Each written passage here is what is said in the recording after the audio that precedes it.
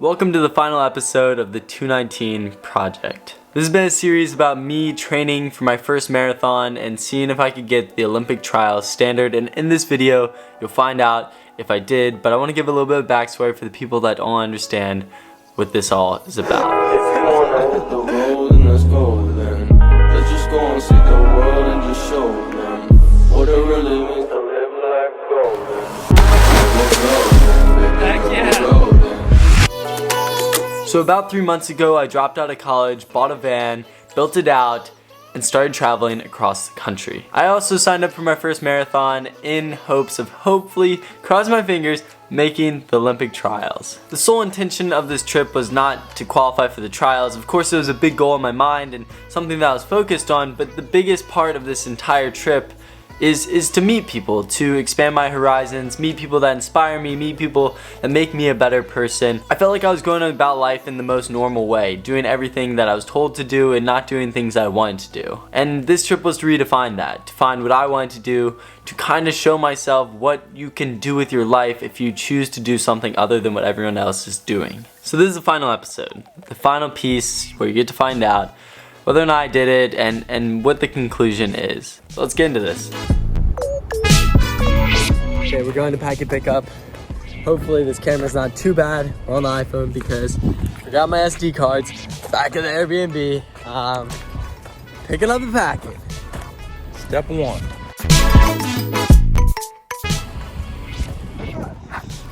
Sleep Train Arena.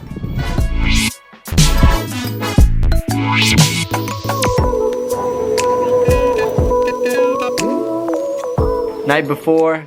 Come on, dude. We're about to run the marathon tomorrow, which is kind of crazy. Any last words? Good luck. Run a smart race and go for it. Enjoy. Okay, I'm gonna get some sleep. So for a little bit more context, my dad flew from Virginia to Sacramento, California to come and watch my race, to come and support, to come be there for me. And my dad's been at basically every single race that I've ever raced. Like through all my years of running, he's missed maybe one race or maybe two, I don't really know, but it meant a lot to have him there. And you know, it's just a big thing running him, me, you know, it's like a good trifecta. And yeah, so race night, pretty nervous, feeling all the nerves and really tired and just needed to get some sleep because we were about to wake up really early. It is about 4:40 and we are getting ready to head over to drop Zachary off. There you go. And there we go. There he is, grabbing his stuff, going back to school. School bus time. This is the shuttle to the start. So we're about to cut to the footage of the race, and obviously I didn't bring my phone with me or anything, so I couldn't really record or show you guys what I was experiencing. But basically we went to this place where I hopped on a school bus and sat on this bus and rode to the start line for about 30 minutes talking to this guy from San Francisco next to me. When the bus arrived, it was in a sea of buses. There were like 100 buses and we're all parked, and we had about an hour till the race. So I went to the bathroom, ended up bumping into one of my friends I met in Boulder. And actually a really funny thing that happened, I was waiting in line to go to the bathroom one last time before the race started, and it was taking a really long time. And I was supposed to be at the start line like 20 minutes before the race started, so I made sure to get a spot, but I needed to go to the bathroom. But with like 10 minutes to go before the race, I was like, screw it, I'm not gonna go to the bathroom, I'm just gonna leave. And then I saw the elite porta potties, and it was like protected and like you couldn't get in there, and I snuck my way into there and went to the bathroom. Then I hustled to the start line and hoped to make it to the front, and I was really nervous and I was jumping over barriers and like I was freaking out because there were so many people. Like it was a sea of people that I had to work my way through. They opened our corral into the elite section so we could all intermingle, and then the race went off. And then there was us, 200 people charging together at sub 5:20 pace to try and break 2 hours and 19 minutes in the marathon. I am walking to about the 10K spot. It is Oak and Fair Oaks. All right, good luck, Zach. Kill it. Here it comes the first runner. Her body's gold like September. She burns through the night like an ember. And all those things we try forgetting, I remember. But we say we all fine, we all fine. Sunny day dreams and we up now. Vodka lemonade, I serve it up, it goes down. 75 degrees in a dope sound. All you need to live fine, to live fine. A little sunshine, cause she need it. A dose of rainfall in the evening.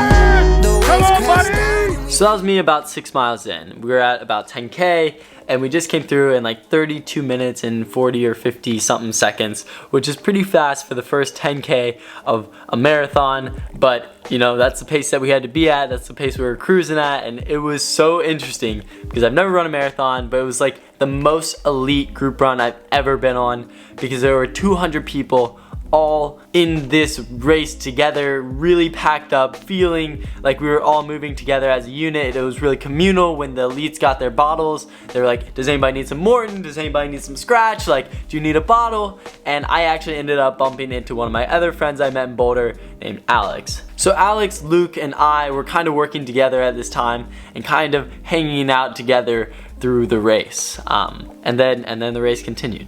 Here we are at, I think, just past the half marathon point. All right, here comes the lead group. They're looking strong. I figured out, the more I slow down, the less I get out.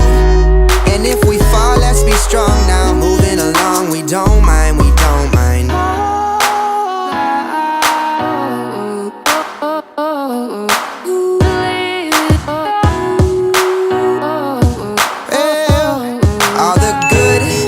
In waves, I buy my time by the ocean, and at night I'm awake to feel. So at this point, I don't know exactly what happened to Luke. Luke ended up going somewhere else. Like, I think he kind of fell off of us a little bit, but Alex and I were still working together. I was still using Alex's bottles, I was taking gels, and the weird part for me was that I'd never run a marathon, so I didn't know that like everybody's constantly taking gels. Like, basically every 3 or 4 miles, like I was taking a gel or taking in some Noon or taking in some Scratch or taking in somebody's Morton. Like, I was taking in so many nutrients, and by this half marathon mark I was kind of freaking out. I was like, we're on pace. But in the back of my mind, I kind of knew that I wasn't going to be able to keep this pace up for another half marathon. I was like feeling good, but not feeling incredible. And I was hoping that I could, but I didn't know. And I was just like, I just need to hold on to Alex. And if I do, then this is going to be a good day. Here comes 219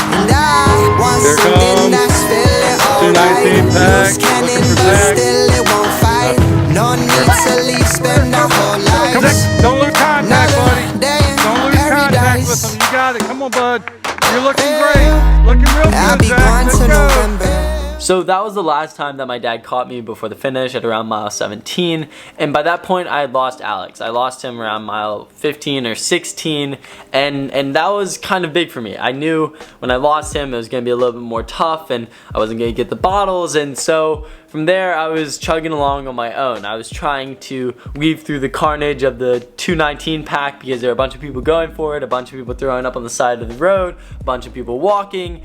And I was part of the carnage, but I was still a part of the carnage that was still moving forward. Then mile 20 came along, and this is apparently the part where you hit the wall, and they had this nice cardboard wall to remind you to break through the wall. And in my mind, I was like, 20 miles, like, this is a joke. Like, obviously, like, people will break down, whatever, but I've had perfect nutrition, I'm feeling good, I can easily continue running at this pace, whatever. And so for one more mile, I was feeling great up until mile 21, and then it felt like the entire world came crashing down. And what I mean by this is, like, if you've ever run a 400-meter run, the last 100 meters, it feels like you cannot move your legs. It feels like you're gonna fall on your face, and your legs are just so heavy.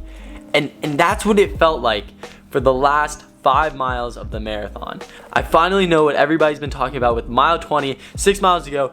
This stuff gets hard. And so I continued on chugging, hoping to make it mile by mile. I would look at my watch a little bit. I'd kind of push myself. I would try and catch people. I would try and move with people that passed me. And I was putting in every bit of effort that I could to continue running forwards. Then we finally came into 3 miles left. And I saw the time on one of the clocks and I was like, okay, so I have 3 miles left. I've been moving at about a 6-minute mile pace. 6, 12, 18. And I was like, wait, I can still break 2 hours and 25 minutes.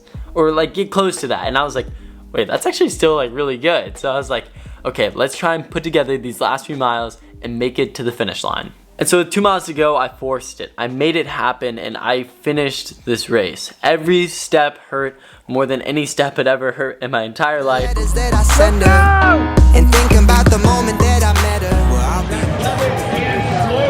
But I finished the marathon in 2 hours and 25 minutes and 57 seconds. And all the reckless things that we do keep us young, they're good signs, they're good signs. Take a little more if you need it. Voices of the night won't mislead it. Post marathon. We're done. We're done. No more running. The legs hurt so bad. So bad. So bad. So that is all. The culmination of the 219 project. One finisher's medal for 2019. And honestly, I couldn't be more proud. Honestly, finishing the marathon was a huge accomplishment for me. Of course, I knew I could finish a marathon, but finishing it while giving it every single thing that I had was so important to me. And I am so proud of the time that I ran because I truly feel like I gave it my all. Of course, there were some hiccups in training, some hiccups here and there, but at the end of the day, I ran a time that was relatively fast. I am pretty proud of 2 hours and 25 minutes and 57 seconds, 114th place. It's not bad for my first marathon, and for everything that did go down. I'm just really happy, and I'm so grateful for meeting so many people along the way in Boulder, and meeting Drew Hunter and being able to have him be my coach, and all the amazing people that really just helped me on my journey, all the people that were texting me the day of the race, the day before the race, and just saying, good luck, Zach, like you got it. Like, it means so much to me, and like having people cheer me on at the race, people that I've never met before that are fans of the channel. It's just so cool and just amazing to see, and I can't thank you all enough from the bottom of my heart. I'm so grateful for that experience. I'm really proud of how it all went down, and I will see you guys soon. Of course, right now I'm gonna take some time off running because my legs are still destroyed from the marathon, but once I come back, I'll probably have plans for what I'll be doing next and everything like that. But until next time, live happy and be healthy. Bye. Your motion, and I want something that's feeling